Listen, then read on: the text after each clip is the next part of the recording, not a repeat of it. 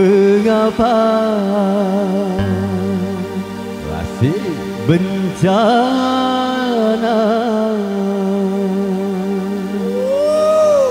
kerap melanda?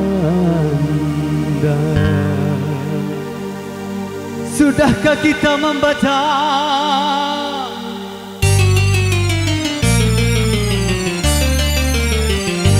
mengapa bencana kerap melanda? Berbagai musibah jadi berita, korban harta benda tak terperikan, bahkan korban jiwa tak terhitungkan. Pertanda apakah itu semua? Asik kita goyang lagi mas.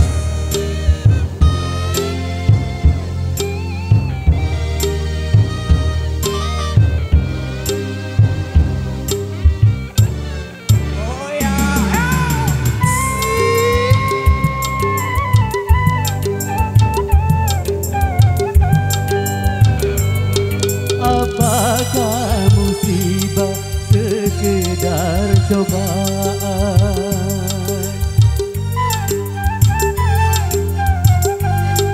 atau peringatan, ataukah hukuman? Ya Azza wa Jalla,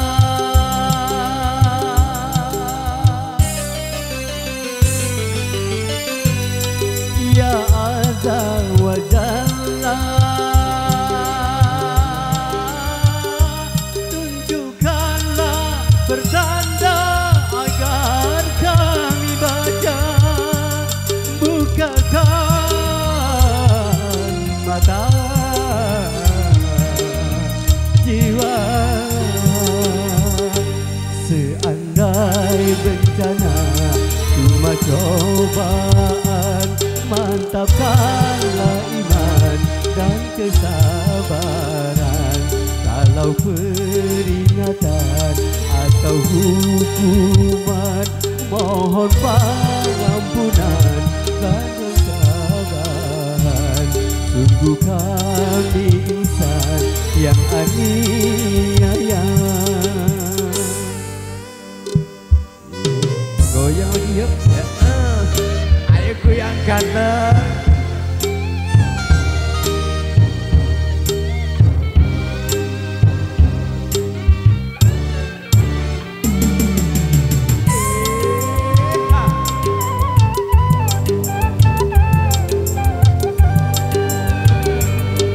Apakah musibah sekedar cobaan,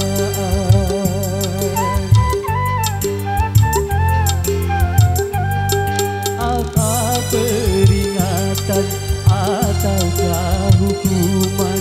Ya Azza wa Jalla,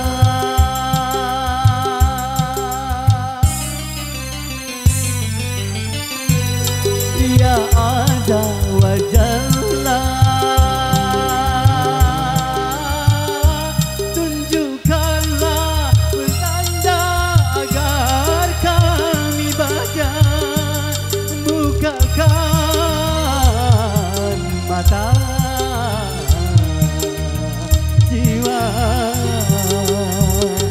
Seandai bencana cuma cobaan, mohon pengampunan dan kesabaran.